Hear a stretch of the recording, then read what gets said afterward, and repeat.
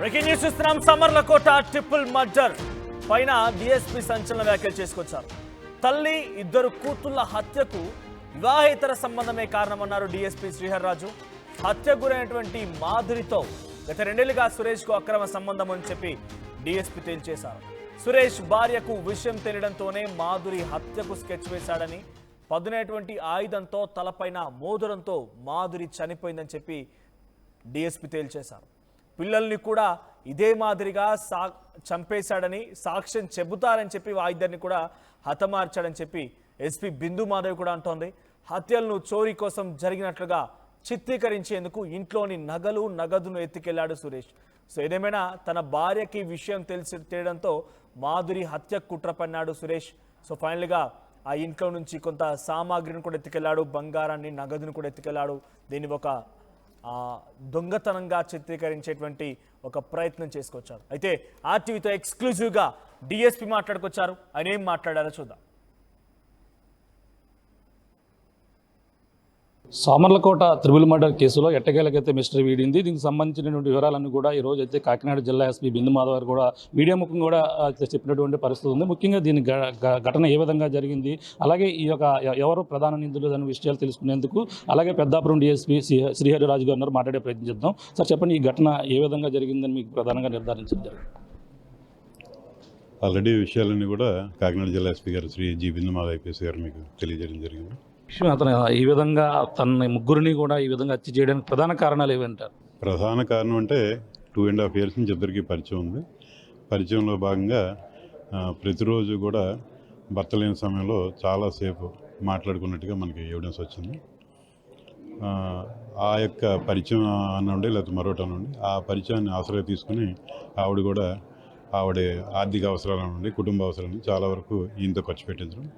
ఈయన ఏంటంటే ఒక దిగువ స్థాయి నుంచి, ఒక క్లీనర్ స్థాయి నుంచి కూడా డ్రైవర్ నుంచి ఒక లారీ ఓనర్ క్రమక్రమంగా ఎదుగుతున్నాడు. ఈయన ఈ ఖర్చు అంతటి కూడా మీకు తెలిసిన లారీ అని కానీ నెల వచ్చేసరికి ఈఎంఐలు కట్టాలి, ఇదంతా కూడా ఆయనకి స్తోమత మించి ఇవన్నీ కూడా ఖర్చులు పెరిగిపోవడం. అందులో భాగంగా చిన్న తగులు ఈవిడికి, మాధురికి, సురేష్కి రావడం, అలాగే సురేష్కి భార్యకి రావడం, ఇవన్నీ కూడా జరగడంతో ఈ మధ్యకాలం అయితే కొంత తగులు అయితే స్టార్ట్ అయింది. అంటే ప్రధానంగా అంటే మర్డర్ చేసిన తర్వాత అతను అక్కడ ఉన్నటువంటి వస్తువులు కూడా గోల్డ్ కూడా చోరీ చేసినట్టుగా తెలుసు. దేనికోసం ఆ విధంగా జరిగింది అంటే స్టార్టింగ్లో మాకు భర్త చెప్పారండి. భర్త చెప్పినప్పుడు వస్తువులు కనబడటం లేదు అని అంటే, ఇలాంటి కేసుల్లో జనరల్గా వస్తువులు అనేవి పోవు, అంచేత మాకు కొద్దిగా ఆశ్చర్యానికి గురి చేసినప్పటికి కూడా ఆ యొక్క కోణంలో కూడా మేము దర్యాప్తు చేసిన తర్వాత ఈ ముద్దాయి తలే సురేష్ని అరెస్ట్ చేసిన తర్వాత ఆ ప్రాపర్టీ అంతా కూడా ఇంటాక్ట్, అంటే ఎలా ఉన్న వస్తువులు అలా అన్నీ ఆయనతో దొరకడంతో మాకు కూడా ఆశ్చర్యానికి గురి చేసింది. ఈయన ఏంటంటే ఇంకా చంపిన తర్వాత ఒక దురాశ నుండి మరొకటి నుండి ఆ వస్తువులు కూడా ఈయన తనతో పాటు పట్టుకెళ్ళారు. తలే సురేష్ వివాహం అయిందండి, వాళ్ళ కుటుంబ సభ్యులు ఉన్నారు. ఆయనకి ఒక అబ్బాయి అమ్మాయి అండి, 2 పిల్లలు ఉన్నారు. ఆయన ఒక 15 ఏళ్ళ కిందట ఆయన లవ్ మ్యారేజ్ చేసుకున్నాడు. వాళ్ళ కుటుంబం వరకు అయితే వాళ్ళకి ఏం ఇష్యూలు అంతా బాగానే ఉన్నారు. ఈ మాధురితో పరిచయం తర్వాత ఆర్థిక పరంగా కొంత ఈయన కూడా ఒడిదుడుకులకి లోనవడం జరిగింది. అంటే ఈ ఘటన జరిగే ముందు రోజు వాళ్ళిద్దరు కూడా కలిసి తిరిగినట్టుగా కూడా చెప్పుకొస్తున్నారు. కొన్ని సీసీ ఫుటేజ్లు కూడా ఉన్నట్టుగా తెలుస్తుంది. డీటెయిల్స్ ఏ విధంగా అంటే అది కరెక్టే అండి, అది కరెక్టే. ముందు రోజు ఏంటంటే సామర్లకోట పెద్ద 2 కలిసి ఉన్న పట్టణాలు అందరికీ తెలిసింది. వీళ్ళు ఉండేదంతా కూడా సామర్లకోట. కారం మిల్లు ఆడించడానికి అని చెప్పేసి ఇద్దరు కూడా ఈ సురేష్ యొక్క బైక్ మీద ఇద్దరు కూడా ఊళ్ళో తిరగడం, కొద్దిగా బట్టలు అవి కొనుక్కోవడం, తర్వాత ఆ కారం మిల్లు ఆడించడం, ఆ గ్యాప్లో ఏంటంటే పార్కులో కూర్చోవడం, ఇవన్నీ కూడా జరిగింది. అన్ని ఫుటేజ్లు కూడా తీసుకోవడం జరిగింది. ఆ వివరాలు అయితే ఏవైతే ఉన్నాయో, ఫోటోలు ఏవైతే ఉన్నాయో అన్నీ కూడా గౌరవ న్యాయస్థానానికి తెలియపరచడం. ఘటన సరిగ్గా ఎన్ని గంటల సమయంలో జరిగింది? ఆ ఘటన చేసేటప్పుడు అతను మద్యం కూడా సేవించేమని ఉన్నారు? అంటే మద్యం సేవించినట్టుగా మనకేం ఆధారాలు లేవండి.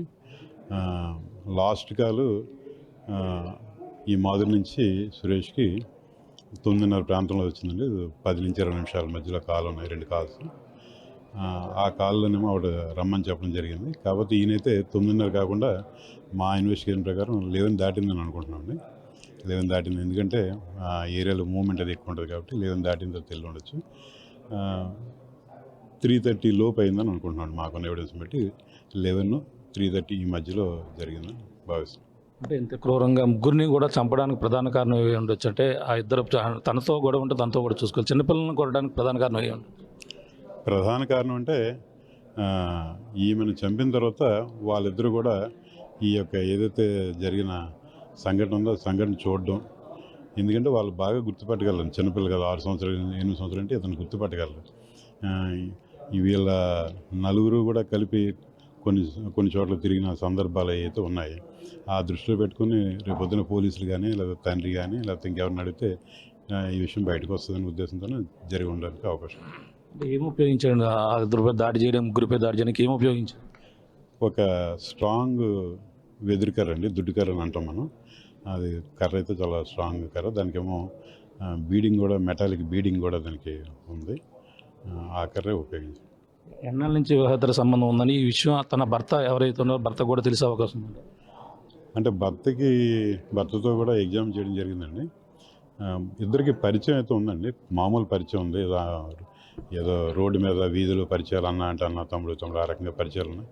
అప్పుడప్పుడు 500 1000 రూపాయలు చేయబదులు తీసుకోవడం, ఈ రకమైన పరిచయం ఉంది తప్పించి వేరే రకంగా తన భర్తకి ఇతనికి ఏదో సంబంధం ఉంది ఇలాంటి విషయం అయితే తెలియడానికి అవకాశాలు తక్కువగా కనిపిస్తున్నాయి. ఎందుకంటే వీళ్ళు ముగ్గురు తిరిగినట్టుగా ఎక్కడ మాకు ఆధారాలు లేవండి. వీళ్ళు ముగ్గురు మాట్లాడుకున్నట్టు, వీళ్ళు ముగ్గురు తిరిగినట్టు అయితే ఎక్కడ ఎటువంటి ఆధారాలు లేవు.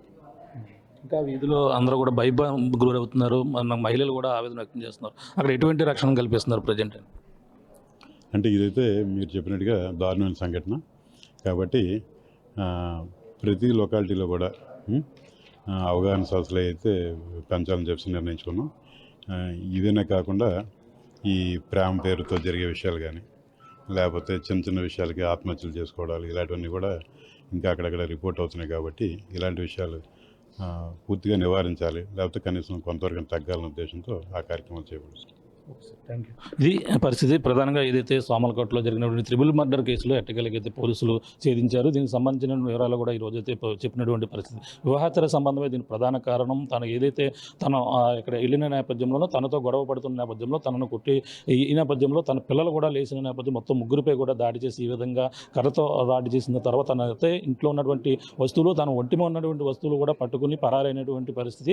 ఈ విధంగా పరారయ్యి తనైతే ఈ యొక్క దొంగలు ఈ విధంగా చేశారని క్రియేట్ చేసే ప్రయత్నం కూడా ఎవరైతే తాలే సురేష్ ఉన్నారో, తాలే సురేష్ లారీ డ్రైవర్ కూడా ఈ విధంగా వ్యవహరించారు. ఈ నేపథ్యంలో అక్కడ నుంచి అర్ధరాత్రి సమయంలో ఘటన జరిగిన తర్వాత లారీ పైనే వెళ్ళిపోతున్న నేపథ్యంలోనే సమీపంలో సోమలకోటలో దగ్గర ఉన్నటువంటి అక్కడ షుగర్ ఫ్యాక్టరీ సమీపంలోనే లారీతో పాటు తన కూడా అదుపులో తీసుకుని అరెస్ట్ చేసినట్టుగా కూడా పోలీసులు చెప్తున్నారు. తన కాల్ డేటా చూసుకుంటే ఇప్పటివరకు కూడా తనతో 1000కి పైగా కాల్ సంభాషణలు అయితే చేసినట్టుగా పోలీసులు అయితే ఈ యొక్క సాంకేతిక పరిజ్ఞానం ఆధారంగా ఫోన్ ద్వారా కూడా ట్రాక్ చేసి తనైతే పట్టుకున్నటువంటి పరిస్థితి. తన కాల్ డేటా పరిశీలించిన నేపథ్యంలోనే ఈ ఉదంతం అంతా కూడా బయటకు వచ్చింది.